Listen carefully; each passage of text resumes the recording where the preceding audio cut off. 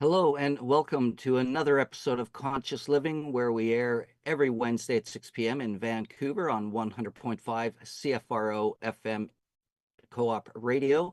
My name is Marc Caron, and today again I'm really excited to have our spirit plant medicine co-host Stephen Gray join me for our program as we dive into everything plant medicine. That's the time of the year. We step up to our conference at the beginning of November. So today we have Stephen Gray joining me as our co-host, and again, really excited about our guest today, Stephen. It's always a pleasure to speak with these brilliant minds and influencers, and really the opportunity to learn from them. So, without me yammering on too much, I'm going to pass it off to you to introduce our guest today, and we'll dive in and see what we get to learn. Great. Thanks, Mark. I'm always happy to do these things with you. And as you say, really delighted that Jamie Wheal could join us today. This is going to be a brief, sort of off-the-cuff intro of Jamie. There's a more conventional one, you might say, on our website at spiritplantmedicine.com. So Jamie Wheal is the co-author of the Pulitzer Prize-nominated Stealing Fire, 2017, I believe, and the author of Recapture the Rapture, more recent, a couple of years ago. I've read both books. They're both fascinating. Jamie's also spoken at the Spirit Plant Medicine Conference twice before, and was supposed to be speaking again this year until an unavoidable conflict got in the way. So instead, Jamie has generously offered to do prepare a video presentation for us, which we'll show at the conference as well. And as I say, that's just a very sparse introduction to Jamie. He's quite honestly, a brilliant and eloquent cultural observer, critic, and I guess you could say philosopher. So welcome, Jamie. Thanks for joining us. Great to be here. Yeah. So, yeah, we know you always have lots to share. And as you said before we hit the record button, you don't like to hold this river at the same place in the same way twice. So it's going to be, I'm sure. Let me start with a question and take it anywhere you will, as I know you will anyway. So it's the Spirit Plant Medicine Conference. So it is about educating people regarding the use of these medicines and the overall context, the overarching context behind them. And I would also like to say, before turning it over to you, that for me personally, and Mark's on board with this for sure. Our my perspective on the psychedelics has shifted. It's morphed somewhat over the last several years. When we first started the conference, it was like very strictly educating people about the wise, safe, effective, reciprocal, responsible, etc. use of these medicines. Now it's like we recognize that there's an extremely dangerous situation on the planet, and the psychedelics can help, but we don't know how much. And I know you have been saying things that sort of diminished their potential. I think, you can easily correct me if I'm wrong about that, but from what I've heard you say recently, the problem is far bigger than something that the psychedelics can be the major impact on in any way. So can you elaborate on that, please? Sure. I mean, fundamentally, especially speaking publicly or writing things for broader consumption, I generally go where it feels that there is empty space in the conversation, not necessarily to the place I specifically believe in personally the most. So, from 2017, 2018, 2019, that kind of those heady early days of the before times, before COVID, while MAPS was on the ramp up to what seemed to be inevitable, legalization, access soon. I was going to just say we are on the tippy top of the Gartner hype cycle before the trough of disillusionment, before we get to the plateau of kind of, tempered expectations, and was just trying to counter the somewhat utopian and also speculative, as you got all the former cannabis investors and the Bitcoin investors and everybody, Johnny come latelys piling into the space because it appeared to be the new sexy thing, both personally, culturally, and even economically, and just trying to counter that. But to your point about, it's not that I'm saying that psychedelics are inadequate. That's a kind of, it's a ludicrous statement, in the face of the realms and domains they disclose. They're in a category, sort of, an irreducible category into and of themselves. But we are psychosocial beings, and we are operating in the substrate 3D base realities that we have to figure out. And in the realms, physics trumps metaphysics every time. So in just trying to, hey, pop the bubble before it bursts on us, right, is to say they are necessary but not sufficient. They are profoundly impactful and ultimately irrelevant, right? They are paradoxical. They are tricksy. And, to the extent that they provide us access to the mystery, which has never submitted to the whims of man in anything resembling straightforward or linear fashions.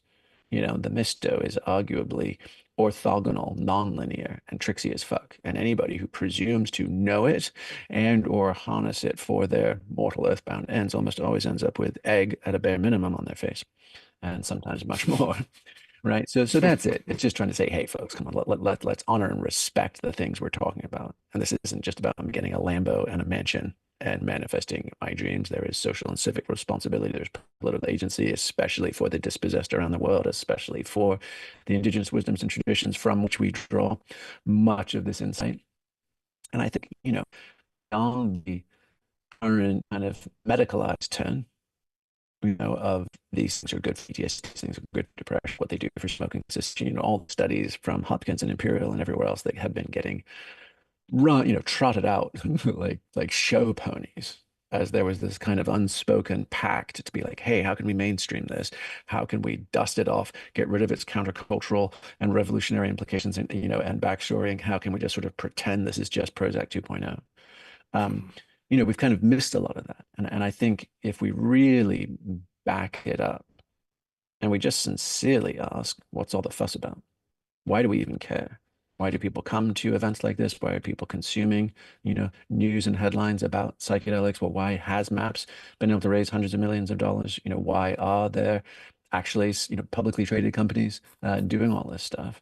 I think beyond that kind of complicit, let's all pretend to be straight and get this past the gatekeepers sort of thing, are kind of three, at least as I can, guess or imagine from here, three main reasons why we even give a shit about psych in the first place. And the first, not in particular order, right, is they hold the capacity, possibly better than almost anything out there as far as psychotechnologies, to reacquaint us, to re-enchant the world and reacquaint us with awe. That there is more in heaven and earth than our philosophies, Horatio, like gobsmacked amazement, followed closely by gratitude, that magic is alive and the goddess is afoot. Thank fucking God, right? That the world hasn't just been reduced to empirical, rational, materialistic 5 cents realm. Life's a bitch and then you die. Rat race. Thank God. Right? Right. And maybe drop to my knees in the middle of an old-growth forest and weep with gratitude. Oh. Maybe look at a shooting star or a full moon rising just so over a mountain hot spring and just feel so wrapped in the suchness of that precious moment. That everything's redeemed in that unfold that got me. All my wounds and heartbreak and existential angst dissolved in the fullness and completeness of that quintessent moment of the deep now of Kairos. So like, fuck yeah, amen. Right. So that. Then, and personally, I feel like that kind of is the whole package. But if you want to break it down further, right, then there's also, and maybe it will give me insights into my biographical life, insights into my psychological egoic patterning, insights into my past trauma, et cetera. So maybe I can engage in some personal healing and I can patch my bones, which to me is sort of an an organic result of the spillover effect of all that awe and light, right? At first, it's just gobsmacked amazement, right? And then it's sort of like, oh, wow, and I'm perfect as I am, and I could use a little work, the old Suzuki Roshi joke, right? And I've got the juice now because I am so filled with inspiration and theos, easm, right? That I actually have safety and the additional vitality and self-acceptance and insight actually may do a bit of that work and make myself a better person and live more aligned with that light that I've been shown. So that's leg 2, personal growth and healing. And then ultimately leg 3, which is what you led with, Stephen, which is, what the fuck do we do now about this global polycrisis? And the fact that in that, expanded perspective of the awe and beauty, right, is quite often, right, that's the ecstasy, is quite often also the agony, right, which is the expanded awareness that does in fact take in the human condition timelessly for hundreds of thousands of years and our current predicament at exactly that same moment. And so that's a lot of freight that we place onto, these compounds as arguable access to burning bush, access to the mysterious Mendon. And that's really mediated by our own experience of it, and then our own both personal and collective needs for it in this moment. But it sort of might just be like the dude, right? The dude just abides, right? And so does the mystery. And we have some very personal and very time-bound requests of it, hopes for it and for us, that may or may not be met, right, by the bush that just keeps burning. Oh, okay. A gap. um, okay, so let me try this one on you. And I don't know that I believe this myself, but it's a hypothesis, you might say. Um, let me throw a couple of things in here. One of them was Aldous Huxley's notion, or was it? Yeah, it was Aldous Huxley and that group of people back in the 50s that thought you get these substances into the hands of influencers in, society, would be government officials that are open to the priestly class, the intellectuals, the artists, and so on. And then there's a trickle-down effect that could spread around the world. And on that notion, there's the old saying, there's nothing as powerful as an idea whose time has come. And then there's the quote by Margaret Mead, who said something to the effect of, never underestimate the influence that a small group of individuals can have. It's always been that way. So the hypothesis is that if enough people become influenced by that beautifully expressed monologue you just delivered a few moments ago, that it would emanate outwards potentially and start to change the conversation or the worldview altogether. So is there any hope for that in this fraught moment? Yeah, I mean that touches on so many things, right? One of which is, fundamentally the great man theory of history, right? Which has been deconstructed pretty rigorously in postmodern social sciences. The ideas was like, oh, that kind of props up, you know, mansplaining patriarchy, right? It's never simply those individuals, whether it's a Martin Luther King or a Mandela or a Gandhi, they arise from their social moment. If they didn't do it, somebody else would have been bound to, et cetera, right? And it's kind of a large scale analysis versus the individual heroic stories. And I think, and there's important, those offered important correctives as they move through academia. And if you just end up with kind of embittered leveling tendencies in your analyses, kind of, and the tallest poppy always gets whacked, right? And everything from Extinction Rebellion to Black Lives Matter to Occupy Wall Street, right, coming out of the progressive left, end up being so anti-hierarchy that they end up just basically consuming themselves in internecine battles and fighting, and no one rises up to actually set the rhythm that other people can fall into, then you just end up with chaos. And right, the kinds of consciousness that arguably we need and have always needed, and we certainly do look back and celebrate the folks that have reminded us of this frequency, is in the East, it's the Bodhisattva vow, right? Like, I am awake to the nature of reality, more or less, and I choose to stay engaged in this messy human game until all of us, right, are free of its burdens. And in the West, it's more the sort of the Christic impulse, right? Forgive them for they don't know what they're doing, and I'm going to hang around and help anyway. So it's kind of it's the similar jam. And you realize that it is actually necessary, because the default for large masses of people is seeking pleasure and avoiding pain and orienting around tranquility. And that's highly encoded, and it's encoded level of our neurophysiology, right? It's the mother's love and protection of her child. It's the kith and kin identities of people who smell like me, talk like me, dress like me, eat like me, worship like me, right? Grieve like me. Those are our people. And we extend human concern to them. And we do not extend human concern to the heretic, to the apostate, to the pagan, to the strange and foreign tribes across the river, right, or the mountains. And we're actually seeing that in the move of the alt-right. There's a move explicitly right now in Europe as well as North America to dehumanizing language of the other. They're vermin, they're pests, they're rapists and drug addicts and criminals. They are subhuman, and we get to round them up and kick them out, kind of stuff. And those bass notes, right, are very easy to pluck. And it doesn't take much. It's the whole Robespierre thing in the French Revolution, the Reign of Terror. It's like, talking about the Reign of Terror and all the guillotine, execution is how to make an omelet, you got to break a few eggs, right? AKA a few heads. And that is tribalism of the finite game of win, lose, us, them. And it's deeply ingrained, right? It is our neurobiological priming, right? Of serotonin, of dopamine, of how we bond in groups, soccer hooligans, political rallies, Nuremberg, Burning Man, you name it, for good or ill, right? What happens when we get together and we identify with our group? Oxytocin spikes. Everyone's like, oh, I feel connected. I feel safe. People are like, yeah, it's the cuddle drug. It's also the ethnocentric curb stomp your neighbor because you now feel completely entitled. Like, it bonds us to each other it bonds us to our people at the expense of the other.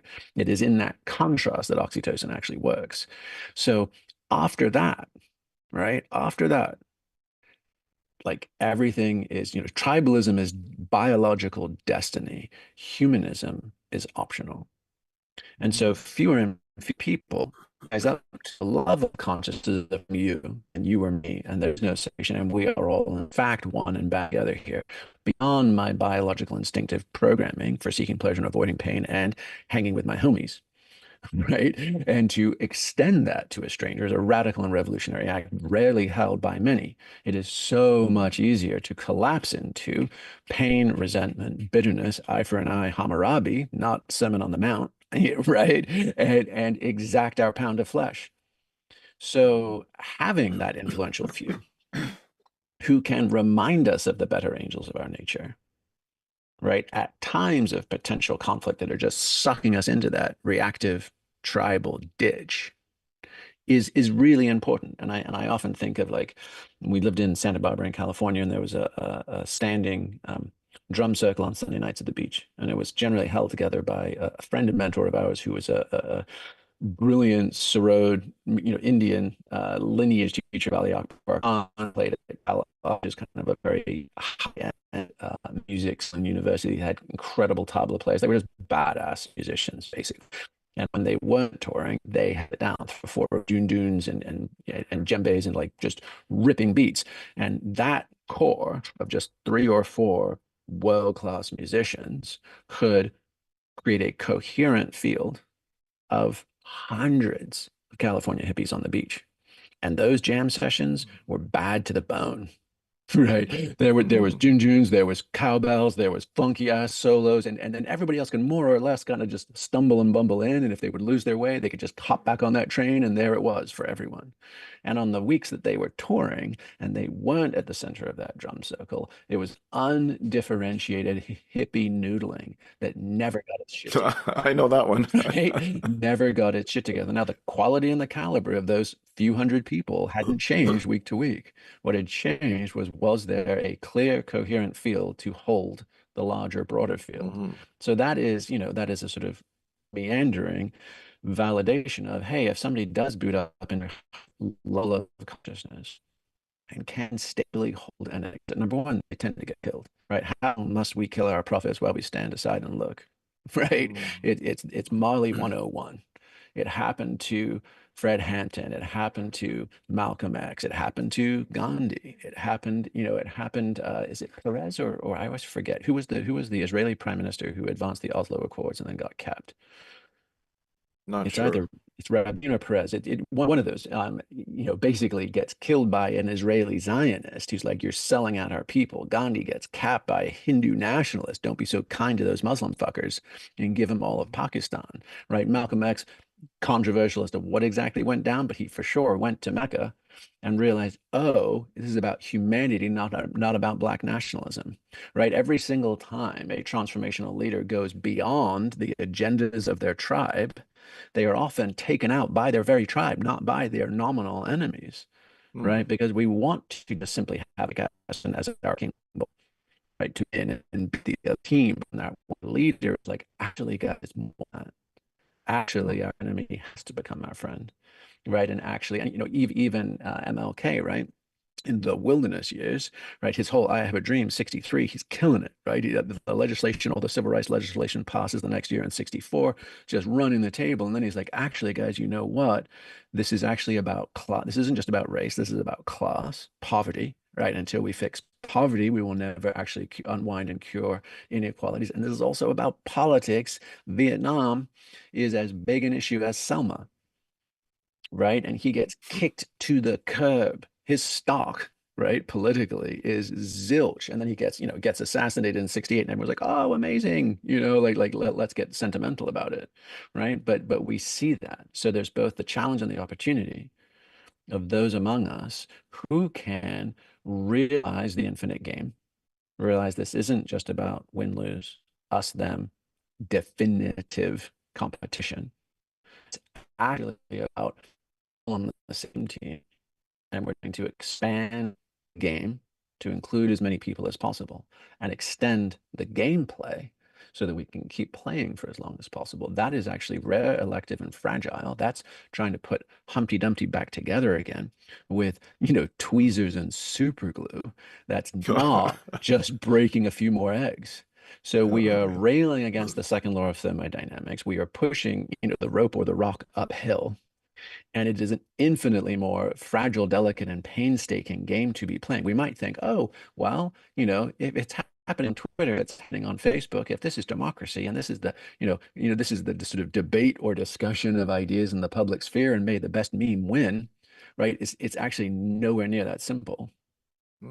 And everybody throwing the switch for the alt-right ethno-nationalist or the vigilant and righteous far left social justice, right? Missing soul force in the middle, right? Missing coming from truly embodied love and wisdom, right? It's basically they're the daters and the debaters on the same team. With far left and the alt-right never ever admit they chew glass before realizing, oh, actually, on an actual just energetic orientation, alt-right and far left are both dedicated to the win-lose finite game, smashing and grabbing our current liberal experiment to get what's theirs for their people and fuck the consequences, which actually puts them on the same team, even though they're wearing completely different uniforms and flying completely different flags.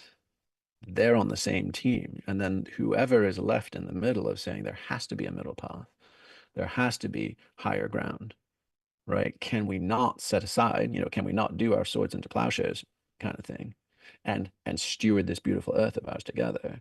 Anybody who's not playing that game are basically Darth Vaders in drag. Saying, strike me down. Come on, buddy. I'll piss you off. I'll talk smack. Just strike me fucking down. If you go to the dark side, even to nominally kill me, I win. The dark side wins. So all debating, right? And all the trolling and all the efforts, right, that threaten to pull us off that high ground, actually, we win the moment we succumb to once again seeing separation, to once again vilifying me. It's brutal. It's a super sticky wicket. So, are you hopeful at all that there's a way to tame this beast? Well, I mean, my background is sort of historical anthropology, right? So studying things in the terms of decades and centuries at a minimum versus uptakes and retweets. So as a result of that, I tend to see things from like, whatever's going on. I'm like, all right, what are the historical precedents, right? Where have ideas like this happened or people like this have arisen?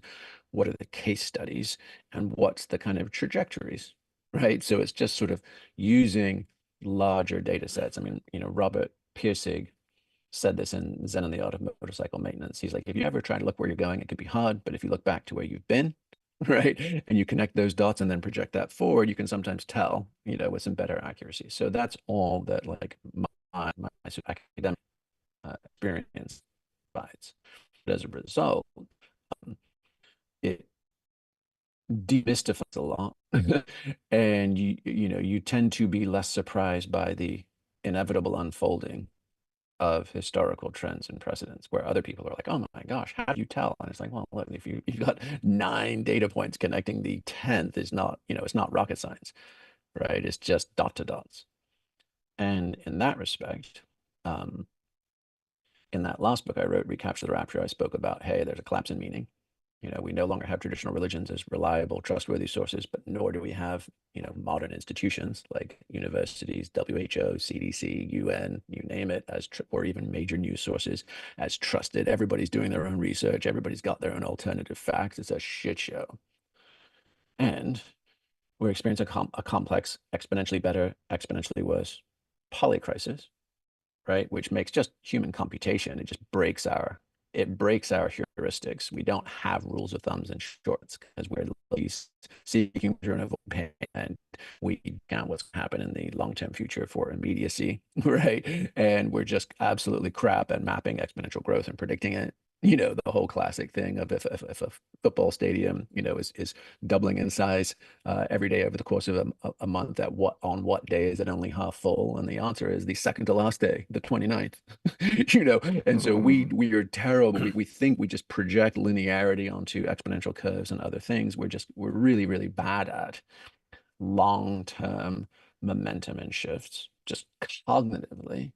And then even if we were better at it, we are hamstrung by our political and economic systems, right? Because every politician that gets elected has at most 18 to 24 months of actual governing before they're back rattling the tin cup and raising funds to try and stay elected for the next time, right?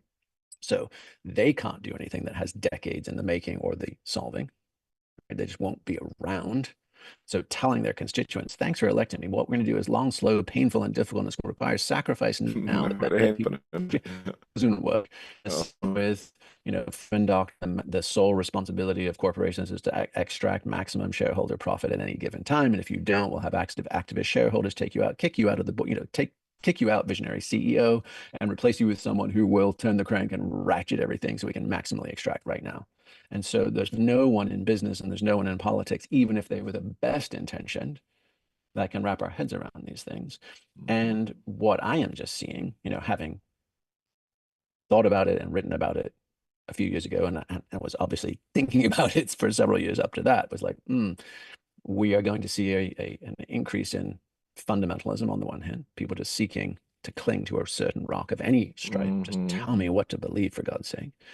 And nihilism on the other, like nothing matters or nothing is true, right? So I'll just go into hedonism, I'll go into burn it all downism, accelerationism, whatever it might be. So fundamentalism and nihilism. And we are also seeing the complete recursive shit show of everybody is inoculated against everybody else's opinions. So there is cynicism and contempt about what the other thinks. So Daniel Pinchbeck, stuck his neck out a few days ago online to post, "Hey guys, just so this was his personal political feelings about the upcoming American election." He's like, "Guys, I've been reading those, by the way. right." But if you also, saying fundamentally, right, he was saying, "Hey, it's really important not to vote Republican in this instance because there's all sorts of important, crucial knock-on effects, especially," he kind of highlighted environmental impacts, that kind of stuff. But it was the comment section that really floored me. Because for starters, those were all people who nominally, presumably, follow Daniel Pinchbeck, right? So that's already a subset of a subset of a subset of people with political and spiritual orientations, psychedelic affinities, you name it. And the gripping sarcasm, mourn, and contempt level him.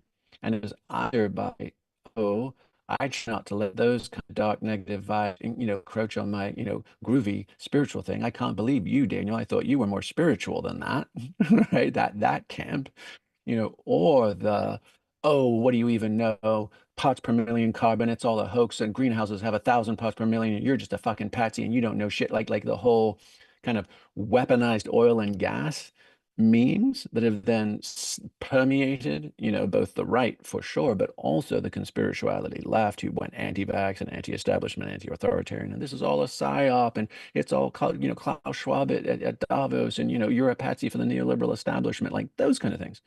So in the realm of meaning making, we are collapsing faster than anything I would have imagined. We are shitting the bed, right? And losing all sense of shared coherent evidence-based reality with far less external stresses. Like the wheels actually haven't come all the way off. Our bus is it's knocking, it's missing on a few cylinders, it's wheezing, the gas tank's not very, it looks like it's getting into the empty range. We still have a ways to go, but the thing is still fucking running.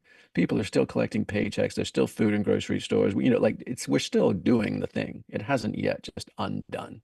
We're not at food rations. We're not at warfare in the streets. We're not, we've got a ways to go yet. And we are already, like, if COVID was our dress rehearsal, we all got failing grades, right? So just our shared coherent meaning making.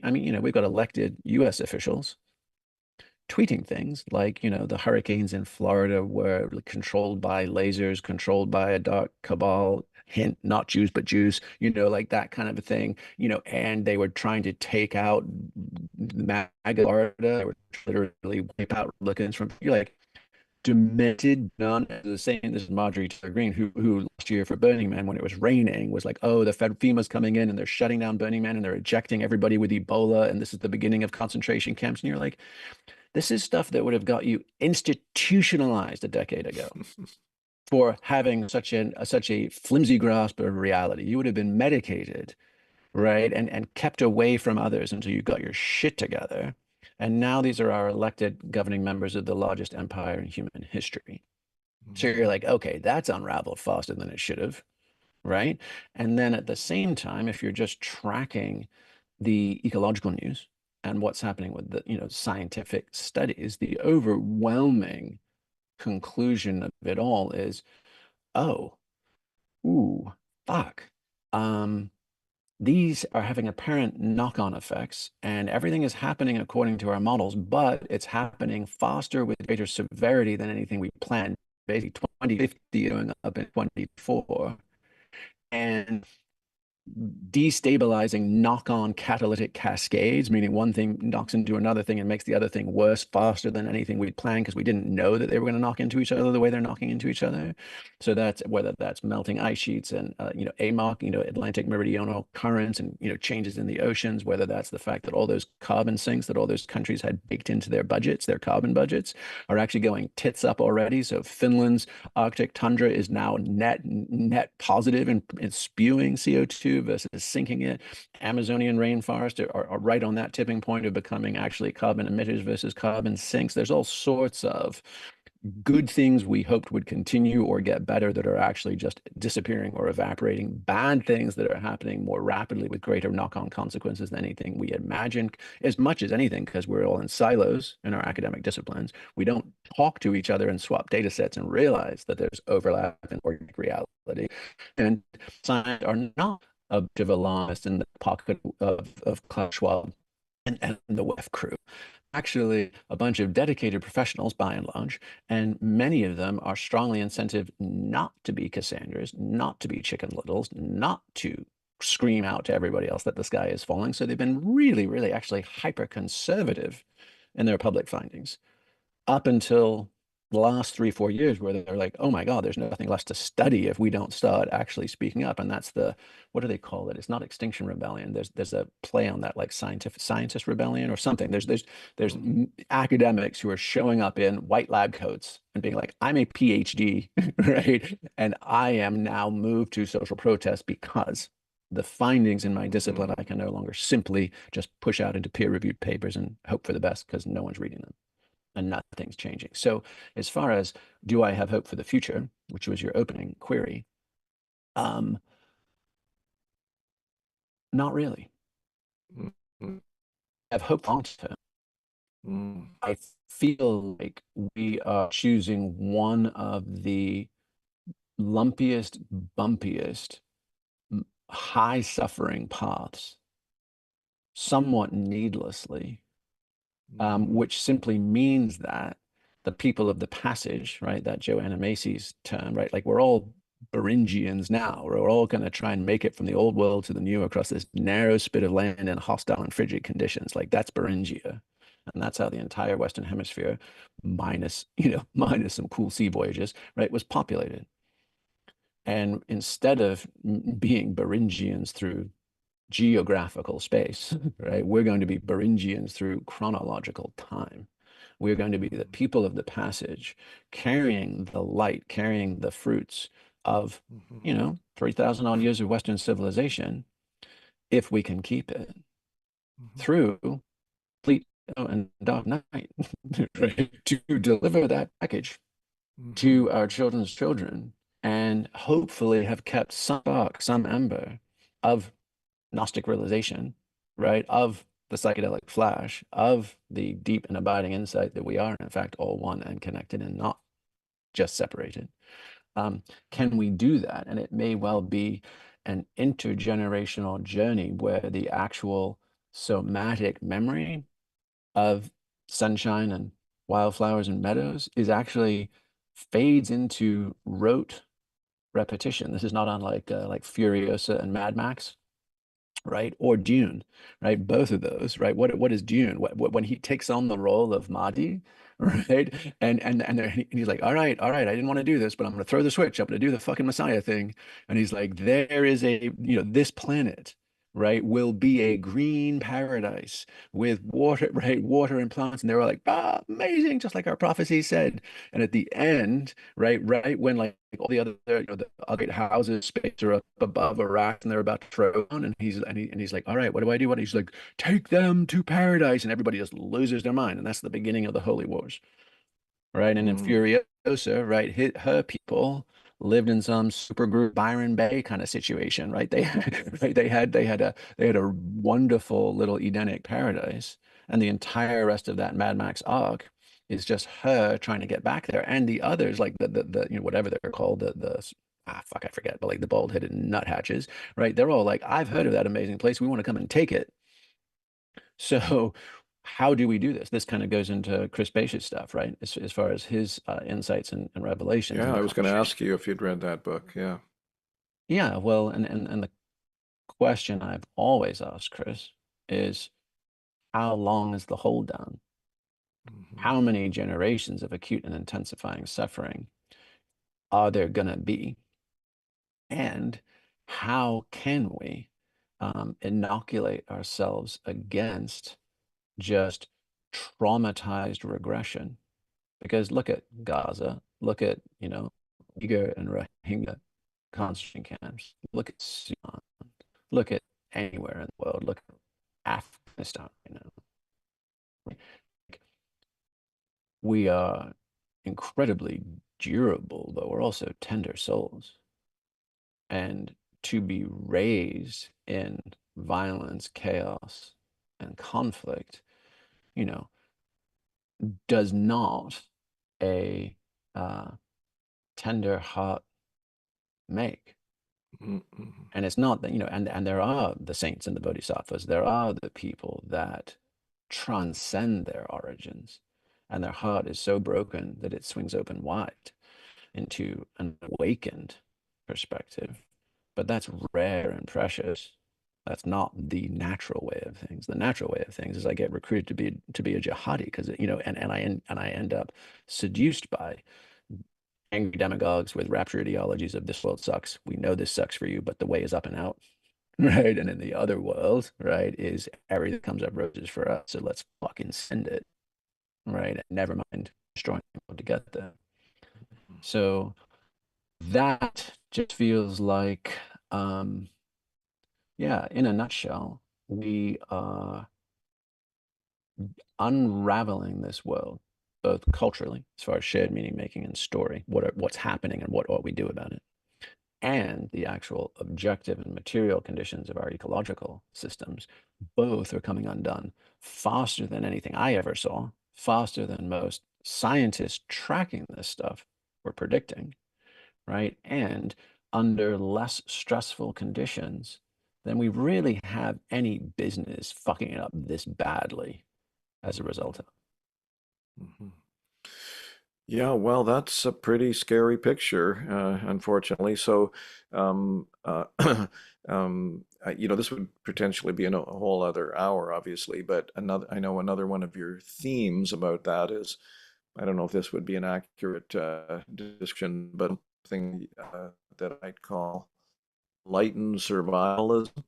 You in one of it might be in your book, but I know in one of Daniel's courses, you laid out the sort of what to do about on the material level. The mild, medium, and severe things like having I don't know, supply of water in your house, batteries, and all those kinds of things. So, can you talk a little bit about that? How do we personally navigate this period of time, along with doing what people like you are doing, which is continuing to make your offering, not knowing what the results will be. Hmm. Yeah, yeah, the other half of my life beyond kind of academic research has been outdoor guiding and wilderness medicine, right? So just choosing it, not out of any some sort of prepper reasoning, just love to spend time as self-sufficiently and as lightly on this earth as possible, adventuring and taking enjoyable risks in the backcountry and oceans and those things. So that's the other half of my kind of lived experience and professional roles. And as a result, very straightforward, right? Because we're just about to go into the Grand Canyon next week, actually, with a course of leaders and take them through levels of human consciousness. We're reading everybody from, Gary Snyder to Joanna Macy to all of these things. And it's basically ayahuasca without the ayahuasca for a week-long adventure course and doing immersive games, playing war games, following kind of spiral dynamics, levels of consciousness, starting at the bottom and going up to non-dual awareness and, really fun, engaging stuff. So, in that kind of realm, at an intuitive level, you're like, all right, we've got food, clothing, water, shelter, fuel and cooking, right? Comms, communication, right? If we needed to get out or we have weather reports, storms coming, whatever, and medical. Now, if you got those things, then you can not just survive, but you can thrive in otherwise hostile environments, desert, mountain, canyons, etc. If you miss one of those, you can probably make do. If you miss two of those things, you probably need to beat feet back to the trailhead and a sort of measured retreat to civilization. And the same is true for us in suburban and urban environments, right? If I have access to drinkable water, if I have access to, in this case, phones and cell reception of some shape or form, and if not that, AM radio, and if not that, like a hand crank AM radio, and if not that, a ham radio, because once I lose access to the broader world, my IQ has just dropped by a third. Right. If I don't know what's happening beyond my sight, my five senses, I am much stupider and less resourceful and less informed. So outside information is huge, right? Drinking water, huge. Can I purify whatever water sources I have, or are they all suspect? Right. Otherwise, I've got a week before I'm crippled by diarrhea and GI. Not a good thing, right? Food sources, right? Medical. I mean, heading into COVID lockdowns, I just asked our physician, and again, we're willing to use kind of experience. Here's my list, right? I need Z-Paks and industrial strength antibiotics. I need all of these things so that I would not have to go into a hospital or medical environment if anyone in our family needed them. And then we're, including butterfly stitches and sutures, the ability to close wounds, the ability to sterilize stuff, just solid basics. And actually, while you're at it, throw in a few oxygen tanks and nasal cannulas, because this COVID thing is, pulmonary and all that kind of stuff. So, right, can you cover those bases, right? And then and shelter, right? And can I basically regulate my body temperature? Can I avoid hypothermia and heat stroke?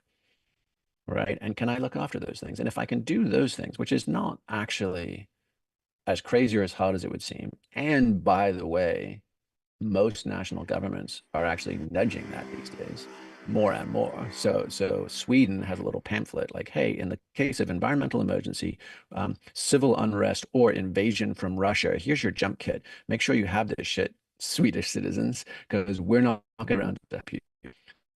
Marc, who was the former FEMA, actually retired in the western hills of North Carolina. So he was right near, not quite ground zero, but within 100 miles of Hurricane Helene's huge rainstorms and flooding in the Asheville community and around there. And he's like, well, and he was interviewed by the Atlantic magazine, and he's like, well, they're like, well, how are you doing? He's like, well, I mean, I was the director of FEMA, so we kind of have our shit covered on the family level, right? I got backup generators, I got solar, I got batteries, I got water. I've done all the things that we recommend, but now we're engaging in the extended and expanded community. And I think that that's the game.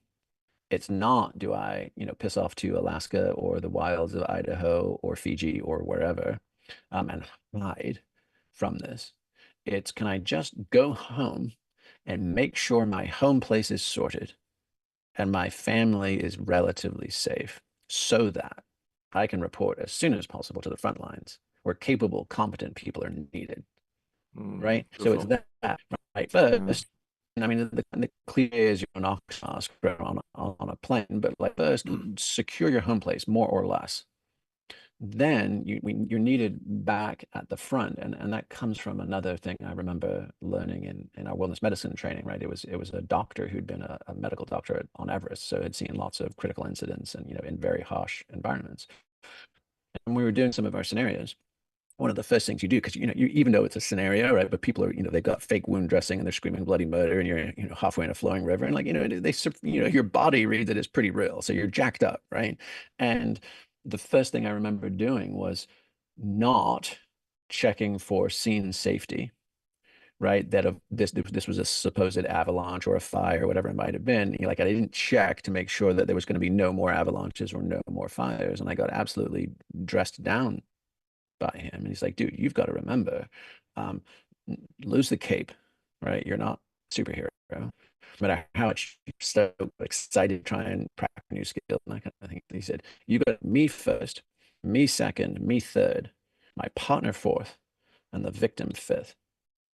And the reasoning for that, which to me, like, the reason I still remember it and I still tell this story, right? I was like, what are you talking about? No, that's so selfish, right? Like, et cetera. But he's like, no, look, if you've got the skills and the capacity, you're a valuable asset to people beyond yourself. If you rush in, right, where angels fear to tread and you get clipped, you've now created another victim for your partner. So you've just added the burden to another responder. That's selfish and stupid, right? And by the way, but what about the victim? They're screaming bloody murder. I can help. They're bleeding out, whatever. You're like, yeah. And the sad, brutal truth of it is that victim is already a victim, either by just bad luck, wrong time, wrong place, and or consequences of their prior choices. That's already in the game. You can't unwind that, right, by throwing yourself on the same fire. So it requires discipline as to how we do this. And I know that many friends and colleagues that are in the kind of existential risk, cluster response. What do we do about the crisis kind of situation? And whether that's digital stuff and AI, whether that's biological stuff, whether that's ecological stuff, political stuff, right? Everybody's focusing on a realm or three, and many are starting to buckle psychologically by the burden of that awareness and that responsibility and the scope and stakes and the actually, not like what's behind the news headlines, what's actually going on and what actually considered people are thinking and concluding. It's crushing them. and they're getting kind of increasingly frantic and distracted by I don't know how much longer I can keep doing the tap dancing on the Titanic before I have to dive for a lifeboat or at least run back down below decks to see if my family made it out. And so how do I both make an income that feels remotely congruent and sustainable? How do I stay in the complexity and the overwhelm of this space just mentally and emotionally? And what point I'm like, well, fuck it, I try, and I'm out, I'm unplugging and going to look after mine, I think are ongoing and increasing conversations that if they're not being had, they're certainly being felt by a bunch of otherwise really good-hearted people. Yeah, well, you pretty much said it. We're in extremely challenging times. For a second there, I was imagining how a conversation like this or a dialogue or monologue like this 20 years ago would have been considered completely absurd. But now it's there ain't no going back. Jamie, you told us you could offer us time for until the top of the hour. It is the top of the hour, so I think it best for you for us to honor that with you and close it up. And for that, it's best if we go back to Marc because he's got a couple of wrap up things. Well, yeah, and kind of in 90-second close, which that does appear to be more of the situation on the ground, right? But that just simply means the stakes are high and it's a must-make situation. So for those folks that have experienced something in psychedelic experiences or spiritual contemplation or anything else of like, hey, but I've had flashes of it all working out, right? It's like, yes, and beautiful. And that is the keyhole that we're shooting for. And so it's not that we abandon hope and succumb to passive fatalism. It's that we actually screw our courage to the sticking point, understand exactly what the situation and the stakes are, and then give everything we've got, right? Because our contribution is essential to that potential positive eventual outcome. And that's radical hope versus hopium hope. Beautiful. In Recapture the Rapture, didn't you lay out the sort of the 10 points or whatever of how to succeed in the infinite game? Yeah, I did. Yeah, and, yeah, I'd recommend people take a look at that. It was pretty good. It was at the very last point where you said something like, "Don't think or say anything you don't want to become more true." Mhm. Yeah. Yep.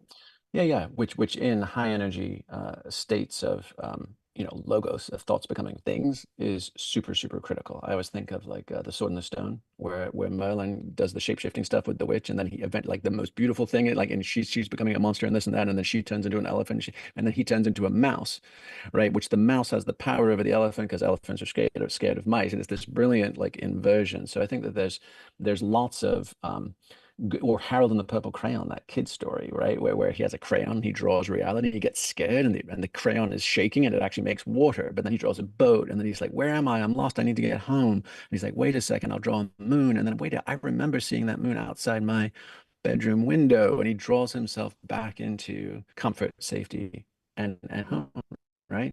So there are lots of like that that give the impact. If what you're hinting at is, well, then why would I be talking about the gnarly shit, right? It's actually fundamentally different than that, right? If you are climbing in the backcountry, like let's say you're going to do a ski mountaineering ascent, general rule of thumb is don't just get helicoptered to the top.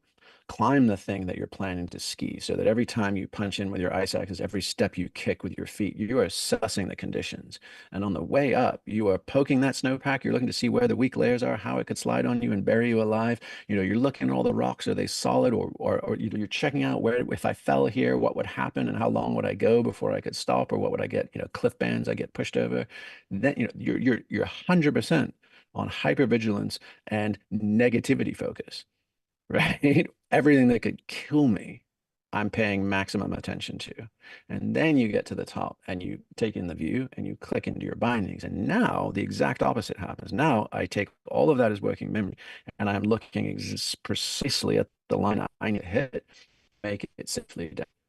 So head goes, the body flows, And now I'm looking at the spaces in between the trees and rocks, not at the trees and rocks. Because if I look at them now, I'll hit them, right? So it's a sequential discipline, right? First, for situational awareness, be optimally aware of all the things that can go wrong. When it's time, when it's go time, right? Then you're looking at the spaces in between the trees. Beautiful analogy. Thank you. Yeah, Yeah. thanks. All right.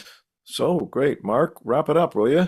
Well, Jamie, as always, I just always appreciate you sharing your insights and your wisdom, because it certainly gives me a lot to think about. And you nailed the head on right there, in so many ways, but it gets me thinking. I'm going to come back and listen again, because there's some really great stuff in there. So I just want to thank you, as always, for being a supporter of our work in spirit plant medicine, and always, being available to do these kind of programs. And we invited any to watch today. Come and visit the Plant Medicine Conference. We're 2 weeks away exactly. November 4th to 3rd, Vancouver, and online. You can join us virtually. We have a great 2-for-1 offer. You can check out on our website, and some discount and coupon codes. And we just want to thank everybody for tuning in and your support. Stephen, thanks for joining us as well today as co-host. And Jamie, always a pleasure. Appreciate your work, and keep doing what you're doing. We'd look forward to seeing you again in the future. You've been listening to Conscious Living on 100.5 CFRO in Vancouver. My name is Marc Caron, and until next time, take care of each other. Bye for now. See you guys. I got to jump Thanks. to another Thanks call. again, Jamie. That was brilliant. Thank you.